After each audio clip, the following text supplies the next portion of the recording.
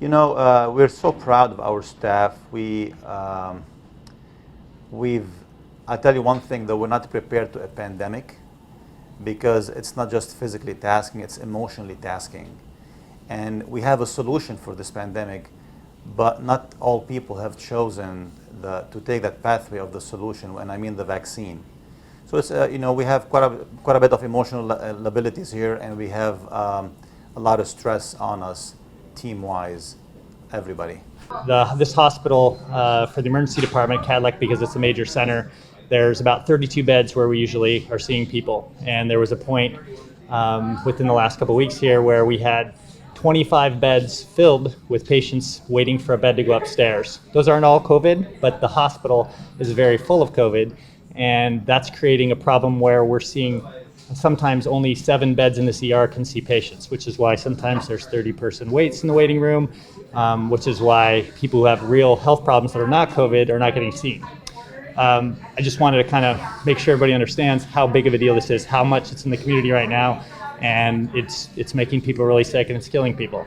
Honestly, they need to keep in perspective. It could be them, it could be their neighbor, it could be their child. I mean, we're seeing kids that are sick now, and just remembering that, yeah, it does happen to you, and it happens to each of us. And so just considering that it's not just a random statistic, it's out there in the community and it's spreading quite rapidly, and you could be next. It's the small things like your friends at work, your support network, just realizing that we all are experiencing the same things and we're here to uplift each other. And then it's the little things like training a new nurse or, putting a smile on each other's faces that really just makes a difference.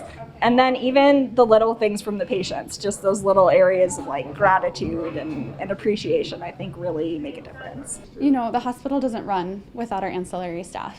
It's environmental services who keep us clean and healthy by keeping our buildings clean and healthy, giving us safe places.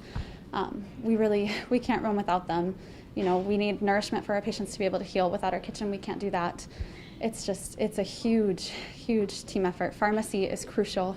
They are constantly up here helping us. And our respiratory therapists, I feel like, are really our unsung heroes. They're in the COVID patients probably as much as nursing.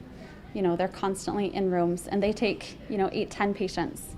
It's a pretty heavy load for them, but they've been phenomenal throughout all of this. Oh, I actually work in a bunch of different hospitals. I work down the coast in Oregon. I work in some urgent care over in Vancouver. I work in Dayton in a smaller community kind of here in Washington, and then also at Kadlec. So I'm seeing a lot of different hospitals. Kadlec is a hospital that, despite me living out of town part of the time, I continue to come back to because the care here is just, it's exemplary. The staff here is very kind. They work very hard. It's just a fantastic place. If you need care, I can't recommend Kadlec highly enough, and that's having had a lot of experience in a lot of different hospitals. All of our patients in the ICU on life support are not vaccinated, and the message is, please get vaccinated.